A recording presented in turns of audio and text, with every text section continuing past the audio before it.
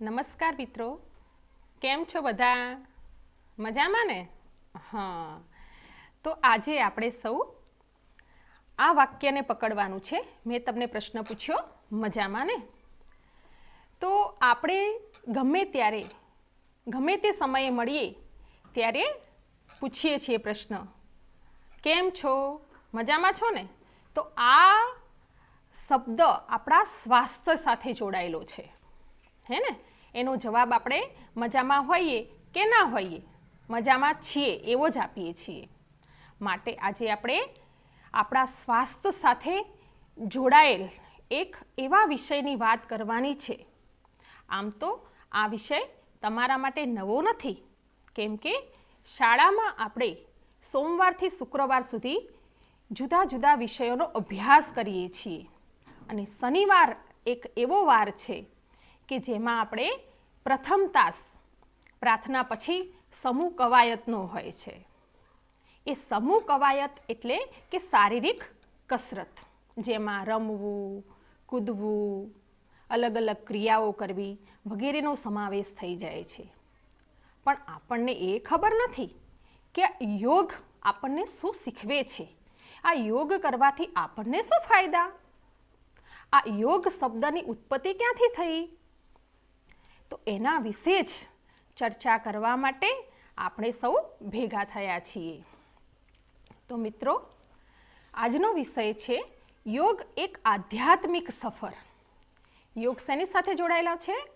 આધ્યાત્મિકતા સાથે અને તંદુરસ્ત જીવનશૈલી સાથે. તો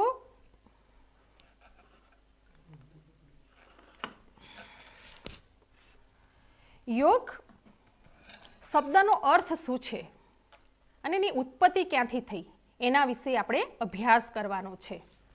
તો યોગ એટલે શું? તો યોગ એ સંસ્કૃત શબ્દ છે જેનો અર્થ જોડાણ કરવું કે એક કરવું થાય છે. તો તમને પ્રશ્ન થશે, શેનું જોડાણ અને શેને એક કરવું? તો આપણું આ જે શરીર છે એનું મન અને આત્મા સાથેનું જોડાણ. યોગ શબ્દના બે અર્થ છે, એક છે જોડ અને બીજો છે સમાધિ. તો બાળ દોસ્તો, જ્યાં સુધી આપણે આપણા શરીરને આત્મા સાથે, આપણા મન સાથે જોડતા નથી ત્યાં સુધી સમાધિ સુધી પહોંચવું મુશ્કેલ છે. માટે હું તમને કહું છું કે યોગ ધર્મ કે દર્શન નથી, પરંતુ આસ્થા અને અંધવિશ્વાસથી પણ ઉપર છે. એક ઉદાહરણ હું તમને આપું કે જ્યારે આપણે ગણિતના દાખલા કરતા હોઈએ છીએ ત્યારે આપણે કહીએ મિત્રોને કે 2માં 2 ઉમેરો તો કેટલો જવાબ આપશે? તો એમાં તમે બધા જ કહેશો કે 4 આવે. એમાં એવું નથી કે રમેશ કહેશે 4, મહેશ કહેશે 5. એ સનાતન સત્ય છે કે 2માં 2 રમેશ ઉમેરે તો પણ 4 આવે અને મહેશ 2માં 2 ઉમેરશે તો પણ 4 જ જવાબ આપશે. તો યોગ વિશે પણ કંઈક એવું જ છે કે આગમાં તમે હાથ નાખો તો આગમાં હાથ નાખવાથી હાથ બળવાનો જ. એ સનાતન સત્ય આપણે સ્વીકારી લીધું છે. માટે જ કહેવાય છે કે યોગ એ વિજ્ઞાન છે, પ્રાયોગિક વિજ્ઞાન છે. મતલબ કે એની અંદર આપણે અલગ અલગ પુસ્તકો વાંચી લઈએ અને પુસ્તકો વાંચવાથી કે મોટા મોટા યોગના સંવાદો વાંચવાથી આપણે યોગમાં પારંગત થઈ જતા નથી, પરંતુ પ્રેક્ટિકલ આપણા શરીરને યોગ સાથે જોડવું પડે. તો યોગ માટે કહેવાય છે તો આર્ટ ઓફ લિવિંગ, મતલબ કે જીવન જીવવાની કળા આપણને યોગ શીખવાડે છે. અને યોગ એક પૂર્ણ ચિકિત્સા પદ્ધતિ છે. મતલબ કે ડૉક્ટર પાસે તમે જાઓ કે તમને તાવ આવ્યો છે ને તમે ડૉક્ટર પાસે જાઓ તો ડૉક્ટર તમને શું દવા લખી આપશે કે 2 દિવસ કે 3 દિવસ તમે દવા લેજો એટલે તમને સારું થઈ જશે. પણ ઘરે લાવી અને દવા આપણે ટેબલ પર જ મૂકી દઈએ અને ફક્ત જોઈએ રાખીએ તો આપણા તાવમાં ફરક પડશે? તો આ વસ્તુ એવી જ છે કે યોગના પુસ્તકો વાંચવાથી અને અભ્યાસ કરી લેવાથી પૂરતું નથી. એને આપણે આપણા શરીર સાથે જોડવું પડશે અને યોગ યોગમાં આપણે સમય આપવો પડશે. યોગ એ મનનું ઘડતર છે. જેમ તમે કહો કે પોતે જ પોતાનો અભ્યાસ કરવો.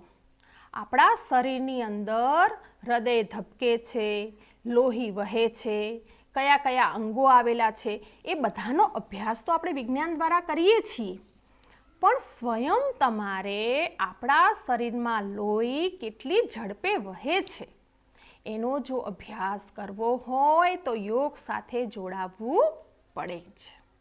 અને એનો સ્વયં અનુભવ આપણને યોગથી જ મળે છે. ટૂંકમાં એટલું કહી શકાય કે શરીરને ચોક્કસ સ્થિતિમાં લાંબા સમય સુધી રાખવાની ક્રિયા યોગ છે. તો મિત્રો, હું તમને ફક્ત એક જ તાસમાં યોગ વિશે સમજાવી શકું એ પૂરતું નથી, કેમ કે યોગ વિષય એ તો દરિયા જેટલો વિશાળ છે. એમાંથી ફક્ત આપણે એક લોટા જેટલું લઈએ ને તો પણ પૂરતું છે. તો અહીંયા આપણે યોગાસનની અંદર કઈ કઈ વસ્તુઓનો સમાવેશ થાય, તો યોગાસન એટલે શું અને એની અંદર કઈ મુદ્રાઓ સમાયેલી છે એની વાત કરવાની છે. તો યોગાસન એ શ્વાસ લેવાની રીત તેમજ ધ્યાનાવસ્થા ઉપર આધારિત એક શારીરિક વ્યાયામનું સ્વરૂપ છે, જેની અંદર આસનો, મુદ્રાઓ, પ્રાણાયામ, નેતિ વગેરેનો સમાવેશ થઈ જાય છે. તો અગાઉ પણ બાળ દોસ્તો મેં તમને કહ્યું કે એક જ તાસમાં બધા જ મુદ્દાઓની ચર્ચા કરવી એ શક્ય નથી. તો અહીંયા આપણે આપણા અભ્યાસક્રમની અંદર જે અલગ અલગ મુદ્રાઓ આપણે કરીએ છીએ એની વાત કરીશું. કે મુદ્રા ધ્યાન, તો આપણે પ્રાર્થનાની અંદર પણ જ્ઞાન મુદ્રામાં બેસીએ છીએ, વાયુ મુદ્રામાં બેસીએ છીએ, નમસ્કાર મુદ્રામાં બેસીએ છીએ. એનું પણ વૈજ્ઞાનિક રહસ્ય છે. તો મુદ્રાઓ કઈ કઈ? તો અપાન વાયુ મુદ્રા, વિતરાગ મુદ્રા, સમન્વય મુદ્રા, સૂર્ય મુદ્રા, જ્ઞાન મુદ્રા, વરુણ મુદ્રા, પૃથ્વી મુદ્રા, લિંગ મુદ્રા, આકાશ મુદ્રા, વાયુ મુદ્રા, પ્રાણ મુદ્રા અને સુરભી મુદ્રા, જે તમને ચિત્રમાં જોઈ શકાય છે. તો આ ફક્ત તમે ચિત્રમાં જોવાથી તમને આવડી જાય એવું પૂરતું નથી, એનો તમારે પોતે જ અભ્યાસ કરવો પડે. માટે જ કહેવાય છે યોગ એટલે પોતે જ પોતાનો અભ્યાસ કરવો તે. હવે પછી આપણે જોઈશું કે આ યોગ છે એને મહર્ષિ પતંજલિએ 8 અંગોની અંદર વિભાજિત કરી છે. તમને હું એ પણ કહીશ, કેમ કે વિજ્ઞાનની દુનિયામાં આપણે જ્યારે નામ લઈએ છીએ ત્યારે આઇન્સ્ટાઈનનું નામ લઈએ છીએ, અને યોગની દુનિયામાં આપણે જ્યારે નામ લઈશું ત્યારે મહર્ષિ પતંજલિને યાદ તો કરવા જ રહ્યા. તો મહર્ષિ પતંજલિએ શું કર્યું? યોગનો તો કેટલો વિશાળ લાંબો અભ્યાસક્રમ છે. એમાંથી એમને યોગને 8 અંગોની અંદર વિભાજિત કરી દીધી, અને એ 8 અંગો પણ આપણા અભ્યાસ સાથે કનેક્ટેડ છે, જોડાયેલા છે. તો એમને શું કહ્યું કે તમે ફક્ત અગાઉના 5 અંગોનો અભ્યાસ કરશો ને તો ભવસાગરમાં ડૂબકી મારીને અભ્યાસક્રમની પૂર્વ તૈયારીનો એક ભાગ જ છે. તો આ 8 અંગો કયા? તો યમ, નિયમ, આસન, પ્રાણાયામ, પ્રત્યાહાર, ધારણા, ધ્યાન અને સમાધિ. એમાં 5 અંગોનો તો આપણે ચોક્કસપણે અભ્યાસ કરવો જ રહ્યો. બાકીના 3 સુધી પહોંચવા માટે તો વિશાળ દરિયાને આપણે ખેડવો પડે. તો આ યોગાસનના ફાયદા શું? મેં તમને વાત કરી કે શા માટે આપણે યોગ કરવા પડે. આપણે યોગનો અર્થ સમજ્યા. તો યોગાસનના ફાયદા, તો યોગથી આપણી એકાગ્રતામાં વધારો આવે છે. યોગથી યાદશક્તિ વધે છે. કેમ? આપણે તો વિદ્યાર્થી છીએ, આપણે વાંચવાનું, લખવાનું, સતત એકધારું ક્લાસમાં બેસી રહેવાનું હોય. ઘણીવાર ક્લાસમાં આપણને શું થાય, એકધારી પ્રવૃત્તિથી કંટાળો આવે છે. તો યોગથી આ બધી સમસ્યાઓમાંથી મુક્તિ મળે છે આપણને. બીજું કે યોગાસન કરવાથી શરીરનો વ્યાયામ થવાથી શરીરના બહારના તેમજ અંદરના અવયવો સુડોળ બને છે, શેપમાં આવે છે, શરીરનું સૌંદર્ય વધે છે અને લોહીના પરિભ્રમણમાં વધારો થાય છે. યોગાસનો આપણે નિયમિત કરીએ તો આપણી રોગ પ્રતિકારક શક્તિ વધે છે. ખરું ને મિત્રો?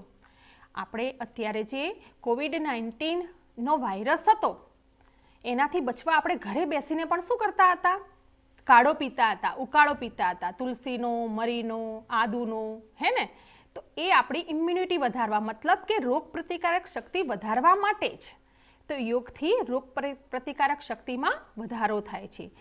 યોગ કરવાથી માનસિક શાંતિ મળે છે. હા, મોસ્ટ ઇમ્પોર્ટન્ટ પોઈન્ટ આપણો માનસિક શાંતિ. જો તમારા મન શાંત હશે તો તમે કંઈ પણ કાર્ય કરશો તો એ કાર્યમાં તમે 100% સફળ થશો જ. ઘણા લોકોને ચિંતા હોય, ચિંતાથી શું થાય છે? અનેક રોગોનો આપણે ભોગ બનીએ છીએ. યોગથી સત્ય, અહિંસા, સ્નેહ, નિયમિતતા અને પ્રામાણિકતાના ગુણો ખીલે છે.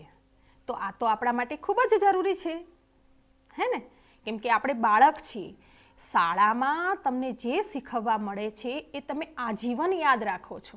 ઘણીવાર તમે તમારા એવા શિક્ષક મિત્રો, તમારા ગુરુજીને યાદ કરો છો કે એમને તો મને આ શીખવાડ્યું હતું, એ હું ક્યારેય ભૂલીશ નહીં. તો યોગથી સત્ય, અહિંસા અને પ્રામાણિકતાના ગુણોનો વિકાસ થાય છે. અહીં આપણે આજે કેટલાક આસનોનો અભ્યાસ કરીશું. તો પહેલું આસન છે વજ્રાસન. અહીંયા આપણે ચિત્રમાં જુઓ કે વજ્રાસનની સ્થિતિમાં કઈ રીતે બેસી શકાય. પહેલાં આપણે બેસવાના કેટલાક આસનોનો અભ્યાસ કરીશું. તો તમે ચિત્રમાં જોઈ શકો છો મિત્રો, આ આસન છે એ વજ્રાસન છે. હવે આ આસન એક એવું આસન છે કે તમે જમ્યા પછી તરત કરી શકો છો. અને આ આસનના ફાયદા: પગના તળિયા મજબૂત થાય છે અને જે લોકોને વા અને સંધિવામાં તકલીફ છે એમને રાહત આપે છે. પંથ એટલે કે રસ્તો તમે આરામથી કાપી શકો છો અને સ્વભાવ શાંત થાય છે. શું થાય છે? સ્વભાવ શાંત થાય છે. એ પછીનું બીજું આસન છે પદ્માસન. તો બાળ દોસ્તો, તમે જાણો જ છો, પદ્મ એટલે કમળ. કમળનું ફૂલ કેટલું મનોહર છે અને દરેક દેવોને પ્રિય છે. તો એવું જ આ આસન છે પદ્માસન.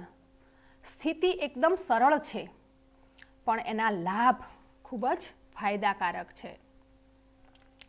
તો પહેલાં તો આ આસનથી મનને શાંતિ મળે, આરામ મળે, વિશ્રામ મળે. હૃદય અને જે ફેફસાના રોગો છે એ મટે છે. પેટના રોગો હોય તો એ પણ દૂર થાય છે.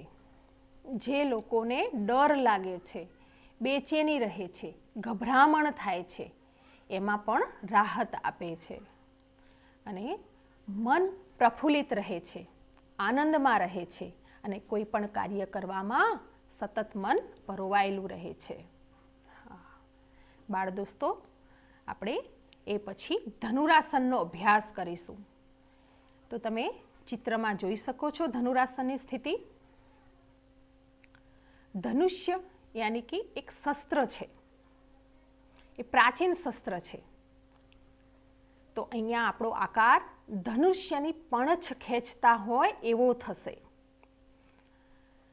તો તમે ચિત્રમાં સ્થિતિ જુઓ છો ને? હા. તો આ પણ એક પ્રાચીન શસ્ત્ર છે અને પહેલાંના સમયની અંદર, લડાઈની અંદર, યુદ્ધની અંદર આ શસ્ત્રનો ઉપયોગ થતો. બહુ શક્તિશાળી શસ્ત્ર છે, માટે આ આસનને ધનુરાસન નામ આપવામાં આવેલ છે. તો ધનુરાસનના ફાયદા શું? આ આસન કરવાથી શું લાભ? તો નાના મોટા સૌ કોઈ આ આસનનો અભ્યાસ કરી શકે. મેં તમને પહેલાં જ કહી દીધું કે યોગ એ દરેક માટે, દરેક નાના મોટા, દાદા દાદી દરેક માટે ઉપયોગી છે. તો પેટના સ્નાયુઓ મજબૂત થાય છે, પેટના રોગો મટે છે, કરોડરજ્જુ સ્થિતિસ્થાપક બને છે. કરોડરજ્જુ એની ઉપર આપણા આખા શરીરની રચના થયેલી છે, જેને સ્પાઇન કહેવાય છે ઇંગ્લિશમાં. ખૂંધ આગળ વધતી નથી. ઘણા તમે બચ્ચાઓ જોજો કે એમને પાછળથી ઢૂબ નીકળેલી હોય છે, એને કૂંધ કહેવાય. તો બચપનથી જ એ ધનુરાસનનો અભ્યાસ કરે તો કૂંધ નીકળતી હોય તો એ બહાર નીકળતી નથી અને એમાં એમને આરામ મળે છે. શરીર સીધું રહે છે. ઘણા લોકો લાંબા હોય તો શું થઈ જાય છે? વળી જાય છે. શોલ્ડરના ભાગેથી, ખભાના ભાગેથી વળી જાય છે. તો શરીર સીધું રહે છે અને ગેસમાં પણ રાહત આપે છે. તો મિત્રો, આ હતું ધનુરાસન. હવે પછીનું જે આસન છે એ ઉષ્ટ્રાસન, જેને ઇંગ્લિશમાં કેમલ પોઝ કહે છે. તો ઉષ્ટ્રાસન આસનની સ્થિતિ બાળ દોસ્તો તમે ચિત્રમાં જોઈ શકો છો. આ આસનની અંદર સૌથી મોટામાં મોટો ફાયદો કે જેને બેક પેઇન છે, મતલબ કમરનો દુખાવો છે, તો એની અંદર કમર મજબૂત બને છે, ઘૂંટણના સાધા મજબૂત બને છે, પીઠનો દુખાવો મટે છે, દમ અને શ્વાસના રોગોમાં રાહત આપે છે, આંખોની રોશનીમાં પણ વધારો થવાથી ચશ્માના નંબર ઘટે છે. તો આ હતું ઉષ્ટ્રાસન. એ પછીનું આસન છે વૃક્ષાસન. હા, તો બાળ દોસ્તો, અહીં આપણે કેટલાક આસનો બેઠા બેઠા કર્યા. હવે પછીનું આસન છે એ ઊભા ઊભા કરવાનું છે. હા, તો આપણે શાળામાં પણ ઘણીવાર આ આસન કરતા હોઈએ છીએ. તો આ આસનનું નામ છે વૃક્ષાસન. તમે સ્થિતિ જોઈ શકો છો. વૃક્ષ જેવો આકાર છે અને વૃક્ષ કેવી પરોપકારની ભાવના દાખવે છે. હા, તો એટલે આ આસનને વૃક્ષાસન કહેવાય છે. અને આ આસન છે બાળક માટે વરદાન રૂપ છે. કેમ? તો આ આસનથી બાળકની ઊંચાઈમાં, એની લંબાઈમાં વધારો થાય છે. પગ અને હાથની માંસપેશીઓ છે એ મજબૂત થાય છે. શરીરમાં રક્ત પરિભ્રમણ સરળતાથી થાય છે અને એકાગ્રતામાં વધારો થાય છે. હા બાળ દોસ્તો, એ પછી તમે જુઓ, છઠ્ઠું આસન છે એ ગરુડાસન. હા, ગરુડાસન એને ઈગલ પોઝ કહે છે. તમે જોઈ શકો છો, આ આસન પણ ઊભા ઊભા જ કરવાનું છે. તો આ આસનની અંદરથી આપણને ગરુડની કેવી નજર તેજ હોય છે, એવી રીતે આપણું શરીર એકદમ તેજોમય બને છે. હાથ પગની નસો મજબૂત થાય છે, સાંધા મજબૂત બને છે, મન સ્થિર રહે છે, સાંધાના વામાં રાહત મળે છે અને આપણી નજર મેં તમને કીધી કે ગરુડ જેવી તીવ્ર બને છે. તો બાળ દોસ્તો, આ થઈ આસન, યોગા અભ્યાસની અંદર આસનોની વાત, હે ને? તો હવે પછી આપણે થોડીક ચર્ચા પ્રાણાયામની કરીશું, કેમ કે આપણું જીવન પ્રાણવાયુ પર આધારિત છે. આપણા શરીરની અંદર પ્રાણ એટલે કે વાયુનું અવન જવન સતત ચાલુ રહે છે. પ્રાણ એટલે ચેતના. જે ચેતના આપણા શરીરમાં વહે છે અને શ્વાસોશ્વાસ મારફતે અવન જવન ચાલુ રહે છે. તેનું કારણ છે શ્વાસોશ્વાસ. ટૂંકમાં પ્રાણાયામ એટલે પ્રાણનો વિસ્તાર. તો પ્રાણનો સંબંધ મન સાથે છે. તમે ધ્યાનથી સાંભળજો. પ્રાણનો સંબંધ મન સાથે છે, મનનો સંબંધ બુદ્ધિ સાથે છે અને બુદ્ધિનો સંબંધ શેની સાથે છે? આત્મા સાથે છે. અને આત્માનો સંબંધ સીધો પરમાત્મા સાથે છે.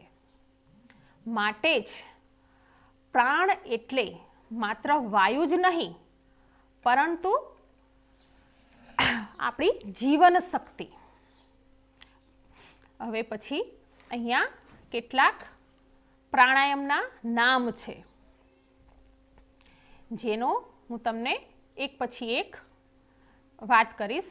જેમ કે પ્રાણાયામની અંદર પણ આપણે કપાલભાતી પ્રાણાયામ, અનુલોમ વિલોમ પ્રાણાયામ, ભ્રામરી પ્રાણાયામ, શીતલી પ્રાણાયામ અને શીતકારી પ્રાણાયામ. તો પ્રાણાયામનો પણ અલગ અલગ અભ્યાસ આપણે કરવો જ રહ્યો. કેમ કે દરેક પ્રાણાયામથી આપણને અલગ અલગ લાભ થાય છે. તો હવે પછી આપણે કે તમને મેં વાત કરી કે કેટલાક આસનો અને કેટલાક પ્રાણાયામ. તો આ આસનો અને પ્રાણાયામથી આપણને જે લાભ થાય છે એ બાબતો આપણે ધ્યાનમાં રાખીશું. અને યોગાસન કરતી વખતે કઈ કઈ બાબતો ધ્યાનમાં રાખવી એ પણ ખૂબ જ જરૂરી છે. હું તમને કહી દઉં કે તમારે આ યોગ કરવાનો છે, આ આસન કરવાનું છે, એટલું પૂરતું નથી, પણ કેટલીક બાબતો આપણે ધ્યાનમાં રાખવી રહી. જેમ કે દરેક આસનના લાભ સાથે કેટલાક આપણને ગેરલાભ હોય કે કયા આસનો કોને કરવા અને કોને ન કરવા. તો પહેલી જ વાત હું તમને કહીશ કે યોગાસનનો અભ્યાસ કરીએ તો કોઈના માર્ગદર્શન હેઠળ કરવો જરૂરી છે. અને યોગાસનો કરતી વખતે આપણે જોઈએ તો સવારનો સમય બેસ્ટ માનવામાં આવે છે, ઉચિત માનવામાં આવે છે.